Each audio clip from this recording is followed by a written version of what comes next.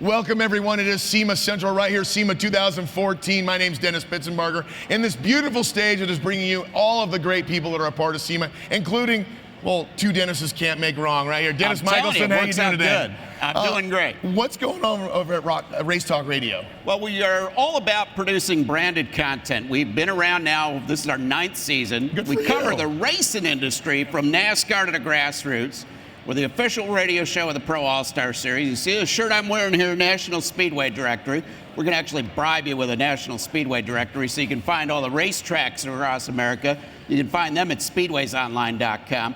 And for them, we produce a radio show called Track Source Radio, which is all about the business of racing. And one of the things that we're trying to do more of in the new year, 2015, is we're going to be doing a lot more branded content for the folks that are SEMA members. That way, a business that is trying to reach the racing market, and I don't care what kind of product you got that you're selling here, it's applicable to the racing market because it's also applicable to the DIY market. So we're all about branded content. And I love that because, you know, unfortunately, in the last few years, and I know that you will feel the pain that I'm about to try to pull the knife out of our heart, is racetracks are closing. Yes. And it is painful to see a racetrack in ghost town galore. And it's really painful because, you know, grassroots racing is truly a cornerstone of what even SEMA is a part of. So it's got to be great for you to reach out to these members and get them involved with racing, realize how to bring their products to market within the race community. Absolutely. And you talk about racetracks closing. You think it's bad here in the U.S.? One of my business partners, Lori Monroe, partner here on Race Talk Radio, she's the one that gives us that great website design that really makes us stand out from the crowd. Tracks are closing down and, you know, left and right up in Ontario as well. So it's been a tough road, you know, since about 2007, 2008, the racing industry took a real hit. The economy's coming back at a different reset. But as we were talking about with John Warniak on the Racing and Performance Forum yesterday here at SEMA, we think the future's pretty bright for the racing industry. It's just, you know, we need to get more people involved in the grassroots of racing. That'll sell more car parts, sell more of everything that SEMA members are looking to sell. But we got to do it on the grassroots level. I agree with that. It's why it's so important. You know, a lot of people don't realize how much they could help that community or that slice of the pie that is the automotive industry, and part of SEMA is, you know, it's okay to go down to your local racetrack and you can volunteer to be a steward. You can volunteer to be a corner worker.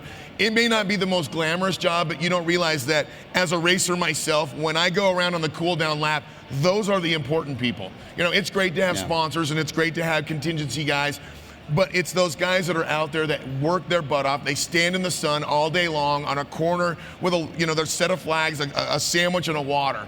And if you give that time to a racetrack, it will help everything. Besides the fact that if I ever win the lottery, I will buy North Wilkes-Barre, and I will revive that. I'm sure you can come work. We'll work together on that one. You're the man. You're the man.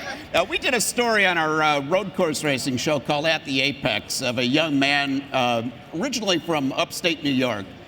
Drove down to New Jersey Motorsports Park when they were first opening and volunteered as a corner worker, volunteered as a mechanic, working just doing odd jobs, whatever he could. They didn't realize this young man was sleeping in his car. They finally gave him a full-time job. Now he's racing professionally. He's giving driving lessons to other wannabe drivers, and he's worked his way up. The passion is still there, and the thing is, people are like, it's too expensive to go racing nowadays. Yeah, it is if you're talking super late models and you're talking $30,000, $40,000 built motors.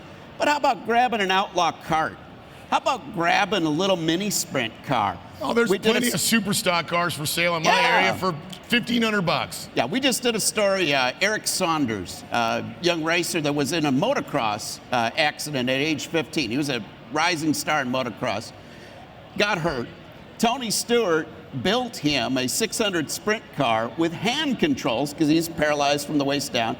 Went out and won a race out of Plymouth Speedway just a few weeks ago. I heard about that. That was a very inspiring story. And it's that kind of stuff that we need to make sure that we're always fostering that build within, from the grassroots level all the way to the professional racers. And it's great to have you out here doing that. Dennis, if people want to know more about what you do, listen to the show or catch the podcast or check out the website, how do they do it? All of our stuff is on demand. Go to racetalkradio.com. Sunday night, you can hear the Speed Freaks. Kenny Sargent, Crash Glass. Who doesn't like the Speed Freaks? Those guys have been around forever. Love those guys. We're their online home. Monday night, Lori Monroe and I do our Doing Donuts show, which is an hour of craziness. Everything, well, coming up this Monday, how about an interview with a talking dog who's an expert on NASCAR? Carbon Super Sport will be making an appearance, a talking dog on racetalkradio.com. You don't want to miss that on Monday. One of our favorite listeners, Patrick from Georgia, is going to interview a dog. How do you like that? But Only in the world of radio. All week long, on demand, live shows Sunday, Monday, and Tuesday, on demand the rest of the week. And you'll even hear some branded content right here from the show. I love it. Thank you so much, Dennis, for coming by. I'm Dennis Pitzenbarger. More coming from SEMA Central soon.